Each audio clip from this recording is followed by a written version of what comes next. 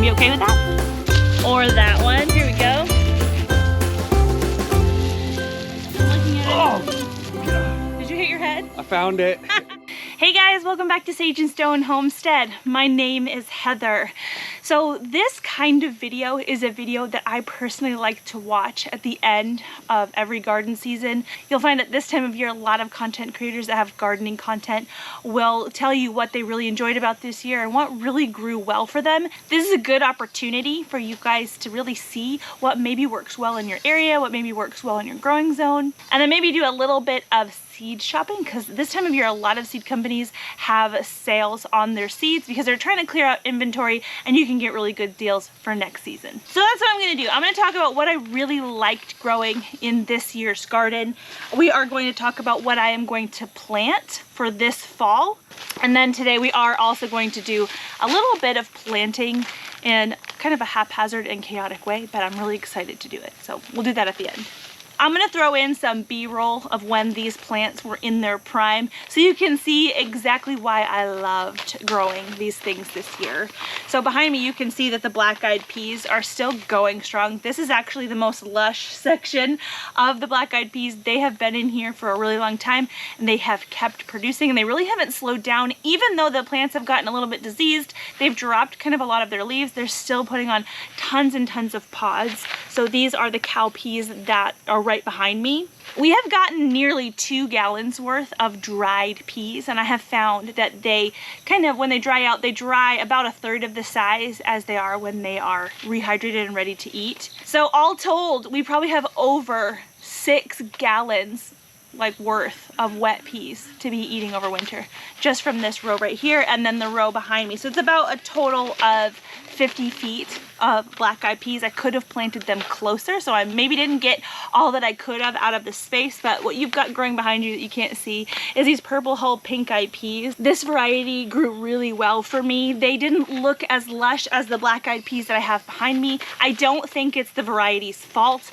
I amended this row here at the end of last year and I did not amend the row that the purple hull peas are in, so I think they just didn't have a nutritional advantage. But we really have loved growing these 2 varieties. They've performed very well here in the greenhouse. It's been hot, it's been humid, they've just been cranking out the peas. I've really loved them and will be growing them every year. These are not coming out of the bag in any particular order. I just wanted to throw in the seed packs of what I loved growing so that you can kind of take note, and if you want to go purchase seed, you can go to those companies. These are from Baker Creek, which is rareseeds.com. It's the same place that I bought the spaghetti squash that did very well for us this year. We usually do not do super hot with squash, but this particular variety of spaghetti squash did extremely well for us. I think we got over just about 30 spaghetti squash off of 4 plants, and they're really big, and I look forward to eating them this winter. I forgot to mention too that these seeds from most of these companies are heirlooms. I'll mention when they're not heirloom, because with heirlooms, the genetics are stabilized. You'll be able to save the seed back from whatever fruit you grew and use that to recoup your seed stash. This here was a hybrid, and hybrids work a little bit differently. This is that lovely white scallop squash that we grew in the beginning of the year. Hybrids are harder to save seed from, not in the fact that the seed itself is harder to save, but it's harder to know exactly what you're going to get when you replant that seed. That's because a lot of these hybrids are F1 generation hybrids, so the genes are not stable. So you could save seeds and then replant, you just might get something really unknown out of it. But this is another variety that I loved growing this year. It did super well in this greenhouse. Even when it was well over 100 degrees, the plants were perky and they produced a lot of summer squash for us. Another hybrid that I grew a lot of is this hybrid gherkin cucumber from Seeds and Such. We got a lot of cucumbers off of these plants. They put on many more than I thought they would in the amount of space that I gave them over on the lane. Another cucumber favorite came from So Right Seeds. This is another heirloom. I might be pronouncing this wrong. Bait Alpha. We noticed that when all other cucumbers were getting bitter due to the heat, these guys did not. These were the best skin texture and the best flavor of all the cucumbers that we grew. This is a slicer type cucumber. I probably wouldn't try to pickle this. These were great for fresh eating. Side note too, if you happen to order any of the Sow Right seeds, I do have a coupon code. It is SageStone10. Don't forget to plug that in and get 10% off. As far as the tomato goes, we have a favorite here. It is a yellow currant tomato, and I don't have a seed packet to show you because it has just volunteered back here year after year ever since I started growing it. It is beautiful and lovely, and I love the flavor. A lot of yellow tomatoes are super, super sweet. This one, I mean, it's sweet, but it has a lot more savory to it than you'd really expect. I absolutely love it. It is super good freeze-dried. I'm going to be saving some seed out of the fruits that we have out there right now, but it volunteers back so readily that I probably don't have to. I just don't want to regret not doing it, you know? However, besides that variety, we also really love growing the Belgian giant tomato. So I've purchased from Seeds and Such before, my seeds for my Belgian giant. I have saved them myself because they are an heirloom variety, and I've also purchased them from M.I. Gardener. This is a wonderful, kind of thicker skinned, but not in a bad way, slicer tomato. It ripens to a beautiful, like salmony pink color, and it has a very few seeds with maximum amount of meat in it. So it's a great all-around sauce tomato, slicer tomato, salad tomato, because it's not super watery. We love this and plan to grow this every year. This one was actually new to me this year. This was a type of tomato that my daughter really wanted to grow. This performed very well in the garden. It was very resistant to cracking, which was awesome. Really great flavor and just beautiful color. Another tomato that really shined for us in this year's garden was the black strawberry tomato. Bought the seeds from Baker Creek. We did have a hard time with this tomato last year. I'm not exactly sure what the issue was with it. Last year was a lot drier of a year and it was a lot hotter. That might have played a role, but it performed very well for us this year. As far as the plum sized and plum type tomatoes, this one was definitely my favorite for looks as well as flavor. Nice and savory, and it held up really well to cracking. We kind of have a smaller pepper patch in our garden this year, but the California Wonder is a classic. It's something I would recommend that everybody grow. It is an heirloom, so you can save the seeds. It's very easy, very large, thick-walled sweet pepper that has treated our family very, very well. So we're going to grow this in the garden every year as well. Now, this seed packet shows a red pepper. They do ripen to red, but you can also pick them green, which is what we do most often. I've got a couple different melon varieties here. This one is the Minnesota Midget, and we have a honeydew here, the Tamdew honeydew from Baker Creek. Both of these varieties were really great for us this year. We've had pretty major issues with our melons cracking this year. That's because it's been a pretty wet year, and both of these varieties here, the Minnesota Midget and this Tamdew honeydew, were very resistant to cracking, which was really important because as soon as the melons crack, if you don't get to them, the bugs will like lickety split and it can be kind of sad. But we managed to get these ones today before the bugs, which is great. If you're wondering what this is the armpit melon. It looks like a Kajari melon, but inside it is orange. It's something that we're kind of working on stabilizing the genes for. Comes out of two different plants, the Kajari melon and what I think is a Charente melon, but I almost wonder if it's mixed with a Minnesota Midget just because of the size and the shape of these. It's a lot closer to the Minnesota Midget. So I don't really know what happened in the first generation of this melon, so it's hard for me to say, but this is the second generation of melon. We are saving seeds so that next year we can get a third generation. From what I hear, it takes about 7 or 8 generations to get a stabilized gene. So until then, we're gonna have some mysteries, but we're gonna enjoy the process. Okay, so that's what I enjoyed growing this year. I really enjoyed growing all of these plants this year. Last year I had a lot less variety, and I'm really happy with expanding the garden this year and growing a lot more variety. It's a lot more fun. I will say though, last year we grew a tomato variety called the Heat Master tomato, and that tomato is a rock star. If you are looking for a tomato that can really handle the heat and crank out tomatoes all year long, go with the Heat Master. I got the seeds over at Seeds and Such. That's it. Now we're going to move over to the box of goodies of things that I am going to grow over the fall and winter. I am a little bit late in planting my fall and winter starts. However, October in our area can be pretty variable. Last year we had a 100-degree heat advisory in October. It was like 2 weeks before our estimated first frost date that did come on time. So it was a lot of whiplash, but I'll be starting these seeds indoors and I have limited space to start my seeds. So I don't want to have all these plants that get kind of too big for my inside space before I can move them out because of heat. So it's probably okay that I'm a little bit late. Our estimated first frost date is around the 3rd week of October. So I'm not that late. Plus, I plan to grow most of the stuff here in the greenhouse. Some of it inside my house, maybe a little bit in the raised bed garden, but let's get into what those things are. First things first, I grew some peas in the springtime that we absolutely loved. So this is a good transition from what we loved growing into what we are going to grow. This is another thing that I really enjoyed growing this year. It's the first time I have grown the green arrow peas. Yeah, these are heirlooms. I've got a whole bunch of them, but we'll be able to save seeds back from the plants that we grow here in the greenhouse. We're going to do probably a half row of peas. Having said that, I do have a garden planning app on my computer, and I was able to plan out exactly where I want things and how I want to configure the garden in the greenhouse this fall and winter. If you're interested in learning a little bit more about this program, I have links in the description box and I'll put some in the pinned comment as well.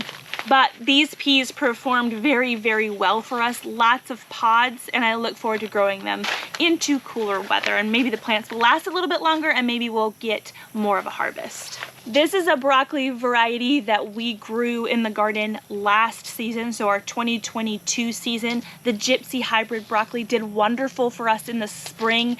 We do not have excellent success with broccoli. It's been hit or miss, but this variety has done the best for us, so I look forward to growing this in the greenhouse this year. Hopefully the mice leave it alone. That is what happened to our fall and winter garden last year. I had started all these beautiful plants and I had amended at least this row back here, and I had put in the plant starts, and within 2 weeks they all had got chewed down by mice. It was really heartbreaking. We're going to try to avoid that this year. These are also hybrid varieties of cauliflower. That is going to be my first year growing these. The cheddar cauliflower and then the purple cauliflower. They're different colored cauliflowers. I just think that's going to be fun. I have grown Romanesco cauliflower in the greenhouse here before. That takes a really long time to come to a head. I had planted it in the fall of 2021 into the spring of 2022, and it took until probably March before they came to a head. It was kind of crazy, but it was worth it. I don't plan on growing them this year to see if I can get these guys to head up a little bit faster, because around March is really when I'm trying to tear out the winter garden and start again for spring. So the Romanesco was heading up a little late for my liking. I also have this hybrid variety Brussels sprout. The reason that I'm growing so many winter things that are hybrids is because I have a real hard time with it. I need to get varieties that are known to be able to withstand the heat and some of the odd pressures that we have here. So hopefully this Jade Cross Brussels sprout performs well for us. I'm giving them an entire row right behind me. We've got another cauliflower variety. This one is an heirloom, the snowball cauliflower. I don't think I've ever tried to grow this variety before, so it should be fun. In the springtime, I grew Glory of something cabbage. I'll put the words down here. That is a cabbage that is a tried and true, and it's like a no fail for us. It does extremely well. We actually have a lot of that in the form of coleslaw and sauerkraut, and so for this fall and winter I'm going to be growing this purple variety, red acre cabbage. We have had good success with this in the past. I find that the red cabbages have a little bit of a different bite. I actually prefer it, and so does my son, so hopefully we can get a few of these to head up. And then some of you know that we just put in a raised bed here in the greenhouse. I haven't filled it like with dirt or anything yet. I'm going to be doing that hopefully in the next video. But after it is set to go, I do plan to grow some root vegetables in there. We really like rutabaga when we can get it to grow. some years I have a hard time getting it to actually put a root on, and I think that has to do with our temperatures, because if a root vegetable doesn't like feel winter coming, they won't worry about trying to store their energy into a root. They'll just put on leaves and flowers. So it has to be cool enough for a lot of root vegetables to get that inclination to store their energy down below. So it might be a little bit difficult here in the greenhouse. We're gonna have to see. I'm gonna try it out. But these Navone yellow rutabagas have done well for us in the past, so we're gonna grow some of these. And then I have 2 different varieties of carrots. I will probably grow more than these 2 varieties. I actually have quite a few different carrot seeds inside my house, but these are the ones I wanted to show you for today. Scarlet Nance and Imperator 58. I actually have not grown either of these varieties. I don't usually have super great success with carrots, but I'm not gonna stop trying. And last but certainly not least, we are going to be growing microgreens in the house again this fall and winter and early spring. This is one of those things where if the rodents eat down the whole greenhouse and maybe a huge freeze comes again and completely kills everything in the raised bed garden, I'm not wishing any of this upon us, but I'm just realizing that it could happen. But in those instances, microgreens and things like sprouts are always there for us through the fall, winter, and early spring to give us that fresh green flavor into our meals and really increase the nutrition in what we're cooking. So I'm going to be doing some microgreens. I have promised you guys microgreens videos. It just hasn't been microgreens season for me, but we're getting back into it. I do know that Sow Right Seeds has entire kits for growing microgreens, so if you want to see what all that's about, I'm going to put that information in the description box. And with that, it's time to plant. We need to go out to the raised bed garden. There's a couple empty beds in there that I don't want to sit empty any longer, and so we're gonna do something a little crazy. Hi boys, you've done so good back here. It looks great. I know, don't get too close to that fence. These little goats have really helped me kind of deal with a weed situation because I've been kind of lazy with mowing this year. But these guys have done a great job picking up my slack. I'm getting ready to move their fence, so maybe there's another goat video in order. I mean, I know there definitely is, because believe it or not, I actually have some does due at the end of September. So we're kidding already. Look at how lush this archway has become. 7 inches of rain absolutely helps with that. Come here, Punt. You coming with me? We're gonna do something crazy. You ready to come chaperone? Okay.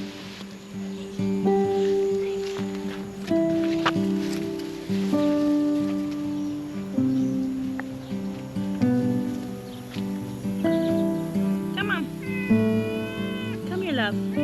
So these 2 beds here is where I grew our peaches and cream corn this last year, and I had planned on putting some plant starts in here, but the plant starts really aren't ready to plant out quite yet. So I am going to be pulling out the other corn that we have, the Bantam sweet corn, and they can actually go into that bed. So that leaves really 2 of these 8-foot by 4-foot beds for planting, and I don't need that much space for what I already have started. So we're just going to be scattering some seeds today, just willy-nilly. Yes, that's what we're gonna do. You gonna be okay with that? I guess I'll come a little bit closer. We have quite a few different seeds. Some of them have literally just dumped out in this bag, so I don't know, I guess we'll see. Radish. Can you move? Can you move? Can you? Thank you. I actually pulled out different seeds than I had really intended. Some of these I did intend, but others I did not. Like, I did not mean to pull that one or that one, because radishes can grow and mature so quickly. I am going to throw in as many radish seeds as I have into this space here. I'm going to be scattering some lettuce seed, some of this scarlet kale, and it never fails year after year. I'm really late on planting my basil, but that's okay. Basil comes to, you know, a harvestable size really quickly, and it actually bolts or goes to seed and flowers and gets a little bit off tasting when it's too hot. So growing it into the fall really isn't the worst idea. So that's the plan. I'm just gonna scatter and water and see what takes. I may have to thin some stuff out. So I've got this Easter basket mix radish. Some of these seeds are a little bit older, which is one of the reasons that I decided to do this, because it was kind of like, not that seeds do not do well after a few years, they really can.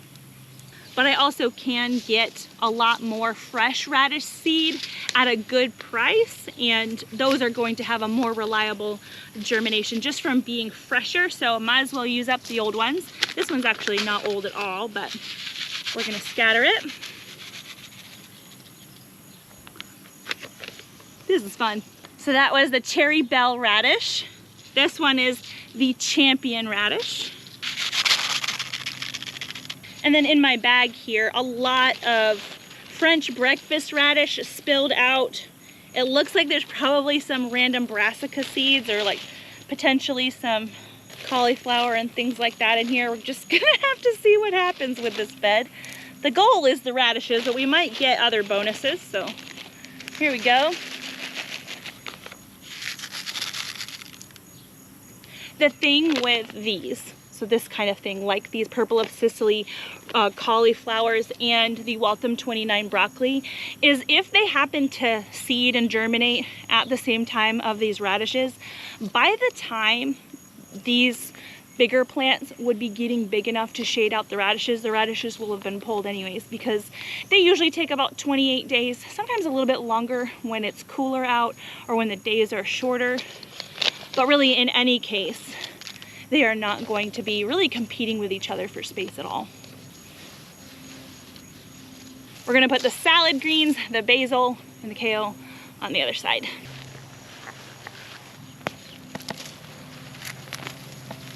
Oh, hello there. Have you come to see what we're doing? We're doing some crazy things. Yeah. My two cats here are 12 and 13. They have been inside most of their lives. They've only been outdoor kitties for the last couple months, if that. They're absolutely loving it. As far as I've been able to tell, they have not been using the garden as a bathroom, which is great because that's not what I want at all. The Genovese basil. Put that back here. Sort of clumped up, I guess, right here. Scarlet kale. Then I've got this red wing lettuce mix that we have really loved. This is from Baker Creek.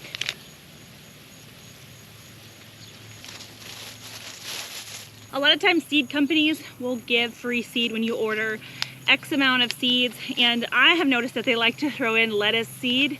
So I've got another free pack of lettuce that I'm gonna throw in here. This is another beautiful mix.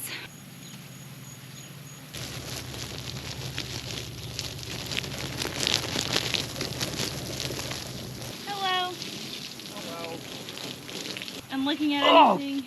God. Did you hit your head? I found it. It's there. Oops, I splashed the people. Yeah, you did. Did you hit your head on my birdhouse board? I did. I'm sorry. I knocked it good. So I know I mentioned that we just got tons and tons of rain, 7 inches to be exact. And maybe it seemed weird that I would be watering the garden only days after that. But truthfully, as you can see, there's really not much as far as mulch goes in this particular bed. That's okay because of what we're doing right now. But also the top ½ inch to an inch or so of soil, when it does have the sun beating down on it and when there is a lot of wind coming across it, is gonna dry out pretty quickly. And so these seeds are really tiny. You saw I just kind of ruffled them in.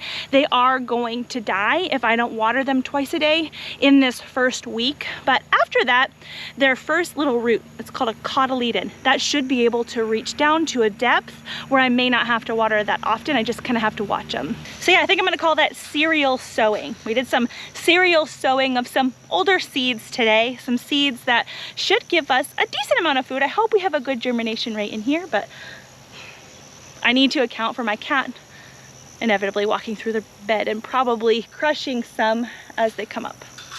So we'll see. Go on. I mentioned that we're going to be growing microgreens and sprouts inside of our house this fall. I will put together a microgreens video relatively soon, but I already have a video on how we do our sprouts, so I'll put that up here somewhere for you guys.